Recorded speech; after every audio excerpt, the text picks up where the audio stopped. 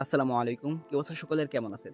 আজকে আমি আপনাদেরকে ১ মিনিটের ভিতরে আমার জীবনের সবথেকে বড় একটা ভুল, সেটা সম্পর্কে আমি আপনাদেরকে বলব। যেটার মাসুল আমাকে এখন দিতে হচ্ছে।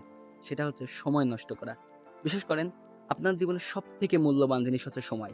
এই সময়টাকে যদি আপনি সঠিকভাবে কাজে না লাগান, তাহলে এই সময় আপনাকে একদিন এত বাজেভাবে আপনাকে কাঁদাবে।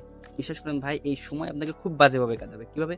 আমি দেখেন যখন আমার শেখার বয়স ছিল, আমি যখন শিখব, তখন আমি খেলাধুলা, গেমস, ফোন স্ক্রলিং মানে এই টাইপের কাজগুলোতে আমি মেতেছিলাম। তখন আমার আমার পরিবার, হ্যাঁ, নিম্ন মধ্যবিত্ত পরিবারের একটা সন্তান আমি।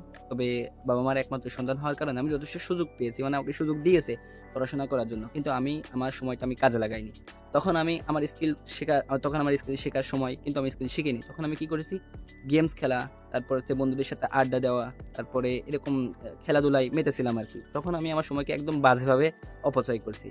যার কারণে তখন আমার শেখার সময় ছিল কিন্তু আমি শিখি নাই তখন। কিন্তু এখন আমার এই যে এখন কিন্তু আমার টাকা ইনকাম করার সময়। কিন্তু আমি এখন কি করছি? টাকা ইনকাম করার বদলে এখন আমার স্কিল শিখতে হচ্ছে। কেন? কারণ আমার কোনো স্কিলই নাই। আমি কিভাবে টাকা ইনকাম করব? আমার ভিতর না স্কিল আছে, না কোনো এডুকেশন আছে। আমার ভিতর কিচ্ছু নাই। তাহলে আমি কিভাবে টাকা ইনকাম করব বলেন? এজন্য আপনাদেরকে আমি সবথেকে সহজ একটা কথা বলি। আপনার জীবনের সবথেকে মূল্যবান হচ্ছে সময়। আর এই সময়কে সঠিকভাবে কাজে লাগান। আপনি যদি আজকে এই সময়কে সঠিকভাবে মূল্যায়ন করেন, তাহলে ভবিষ্যতে আপনাকে সময় কখনোই কাঁদাবে না।